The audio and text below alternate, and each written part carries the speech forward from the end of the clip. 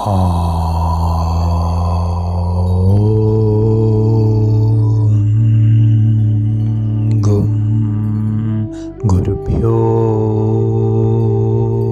നമഃ.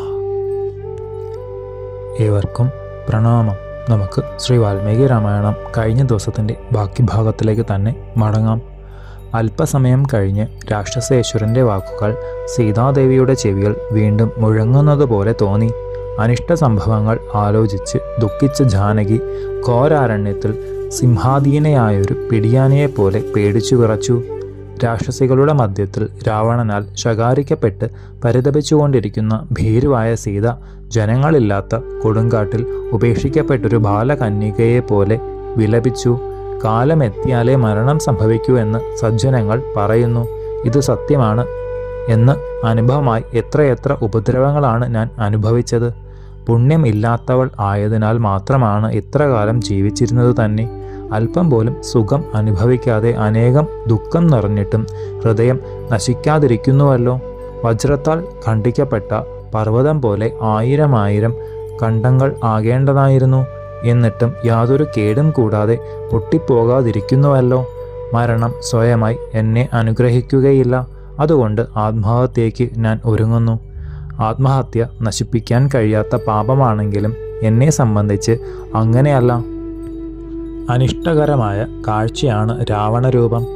അവൻ തീർച്ചയായും എന്നെ നിഗ്രഹിക്കും. രാക്ഷസനെ അംഗീകരിച്ച് പ്രാണരക്ഷണം ചെയ്യുന്നത് ഒരിക്കലും ധർമ്മമല്ല. എൻ്റെ ജീവനാഥനിൽ മനസ്സ് ഉറപ്പിച്ചിട്ടുള്ളത് അചഞ്ചലമായിട്ടാണ്. നീചനായ രാവണന് മനസ്സ് നൽകുവാൻ ഞാൻ അശക്തയാണെന്നത് തീർച്ച. ഉത്തമനായൊരു ബ്രാഹ്മണൻ ദിവ്യമായൊരു മന്ത്രം ശൂദ്രന് ഉപദേശിക്കുന്നത് പോലെയാണത്. പ്രാണനെ ഉപേക്ഷിച്ചും പാതിവ്രതത്തെ സംരക്ഷിക്കുന്നതാണ് ധർമ്മം. ലോകനാഥനായ ആത്മനാഥൻ എന്നെ സംരക്ഷിക്കുവാൻ വരാതിരിക്കുന്ന ഈ കാലത്തിൽ ഗർഭസ്ഥ ശിശുവിനെ ശസ്ത്രങ്ങളാൽ ഛേദിക്കുന്നത് പോലെ അതിദുഷ്ടനായ രാവണൻ മൂർച്ചയേറിയ ആയുധങ്ങളാൽ ജീവിച്ചിരിക്കുന്ന എൻ്റെ അവയവങ്ങളെ മുറിച്ചിടും. അതുകൊണ്ട് ആത്മഹത്യ എന്നെ സംബന്ധിച്ചിടത്തോളം പാപമല്ല. അതിദുഃഖ നിമഗ്നയായ എനിക്ക് രാവണൻ തന്ന അവധി ഇനി അധികമില്ല. വെറും 2 മാസം. തൂക്കിക്കൊല്ലുവാൻ വിധിച്ചിരിക്കുന്നൊരു കുറ്റക്കാരൻ്റെ അവധി അവസാനിക്കുന്ന രാത്രി എത്തുന്നത് പോലെ എനിക്കു തന്ന കാലം അടുത്തു കഴിഞ്ഞു. ഹാ പ്രഭോ, രാമദേവ, ഹാ ലക്ഷ്മണ, പൊന്നനുജ, ഹേ ദേവി സുമിത്ര മാതാവേ, ഹാ ദേവി ആത്മനാഥ മാതാവേ, എൻ്റെ അമ്മമാരെ, ഈ ഭാഗ്യഹീന സാഗരമധ്യത്തിൽ കൊടുങ്കാറ്റുകൊണ്ട് മുങ്ങുന്ന കപ്പൽ പോലെ നശിക്കാൻ തുടങ്ങുകയായി. ഗുരുവര്യരായ നിങ്ങളെയെല്ലാം ഓർത്തുകൊണ്ടാണ് ഞാൻ അവസാനിക്കുക. ഇടുത്തി തട്ടിയ കേസരികളെ പോലെ ബലശാലികളായ രാജകുമാരന്മാർ ഞാൻ കാരണം മാനായി വന്ന ആ ദുഷ്ടനാൽ ഹനിക്കപ്പെട്ടിരിക്കും. കണ്ണിന് അല്പമൊരു ആനന്ദമേകുന്നൊരു മൃഗം അതിനെ ആഗ്രഹിച്ചതുകൊണ്ട് പ്രാണനാഥനും ആലോചനാരഹിതമായ ദുർവാക്കുകളാൽ കുമാര ലക്ഷ്മണനും മൃഗരൂപധാരിയായ ഈ ദുഷ്ടന് ഇരയായി തീർന്നുവല്ലോ. എന്നെപ്പോലെ ദുഷ്ടയായൊരുവളെ സ്ത്രീവർഗത്തിലെ കാണുകയില്ല. എന്നേക്കാൾ ഭാഗ്യഹീന ലോകത്തിൽ ആരാണുള്ളത്? ഈ ഞാൻ ആത്മഹത്യ ചെയ്യുകയാണ് ഉത്തമമായിട്ടുള്ളത്. മാൻരൂപം ധരിച്ചു വന്ന ആ ജീവൻ സർവ പ്രാണിഹന്താവായ അന്തകൻ തന്നെയായിരിക്കണം. മന്ദഭാഗിയായ എന്നെ ആ ദേവൻ മോഹിപ്പിച്ചു. അതുകൊണ്ടാണ് വിചാരശൂന്യായ ഞാൻ ആര്യപുത്രന്മാരായ ശ്രീരാമദേവനെയും അനുജനായ ലക്ഷ്മണനെയും ആ മൃഗത്തിൻ്റെ സമീപത്തിലേക്ക് അയച്ചത്. ഹാ ശ്രീരാമചന്ദ്ര പ്രഭോ, സത്യവ്രത, മഹാബാഹോ, പൂർണ്ണചന്ദ്ര ബിംബാനന, ജീവലോകങ്ങൾക്ക് മുഴുവൻ ഹിതകാരിയായ പ്രിയ, രാക്ഷസന്മാരാൽ വധ്യയായി തീർന്നിരിക്കുന്നു ഞാൻ എന്ന് അവിടുന്ന് അറിയാതിരിക്കുമോ? സകല ജീവരാശികളെയും സംരക്ഷിക്കുന്ന സർവേശ്വര, എന്നെ രക്ഷിക്കുകയില്ലെന്നതാണോ തിരുവുള്ളം?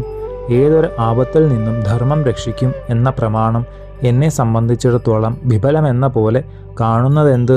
ഭർത്താവല്ലാതെ മറ്റൊരു ഈശ്വരൻ എന്നെ രക്ഷിപ്പാനില്ലെന്ന് ദൃഢമായ വിശ്വാസവും ശപിക്കുവാൻ ശക്തയാണെങ്കിലും അതു ചെയ്യാതെ അപാര ദുഃഖത്തെ സഹിച്ചുകൊണ്ടിരിക്കുന്ന ക്ഷമയും, വിയോഗകാലത്തിൽ വെറും നിലത്തുള്ള കിടപ്പും, ഭർത്താവിനെ ഉപേക്ഷിച്ച് അന്യൻ ഒരുത്തനെ സ്മരിക്കുകയില്ലെന്ന പാതിവ്രതനിഷ്ഠയും എല്ലാം കൃതജ്ഞന്മാർക്കു ചെയ്യുന്ന ഉപകാരം പോലെയാണല്ലോ വന്നത്.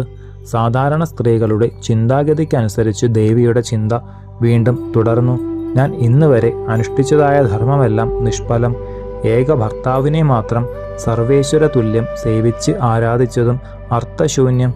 ധാർമ്മിക കൃത്യങ്ങളിൽ നിന്ന് അണു പോലും വ്യതിചലിക്കാത്ത ഞാൻ ഇന്ന് ദുഃഖത്താൽ വേഷം മാറിയ പോലെ കൃശയായി. അവിടത്തോടുള്ള സംഗമം സിദ്ധിക്കയില്ലെന്ന് തന്നെ തോന്നുന്നു. അത്രമാത്രം ആശാഭംഗം അനുഭവിക്കുകയാണ് ഞാൻ. സ്ത്രീജാത സ്വഭാവം ഇന്ന തരത്തിലാണെന്ന് വ്യക്തമാക്കുകയാണ് ദേവിയുടെ തുടർന്ന ചിന്ത. പിതൃകൽപ്പനയെ തെറ്റാതെ അനുഷ്ഠിച്ച മഹാപ്രഭു വ്രതാവസാനത്തിൽ അയോധ്യരാജ്യത്തിൽ എത്തും. മനോഭിരാമനായ ആത്മനാഥനെ നീണ്ടിടം പെട്ട കൺകളോടുകൂടിയ സുന്ദരീരത്നങ്ങൾ സാഭിലാഷം കടാക്ഷിക്കും.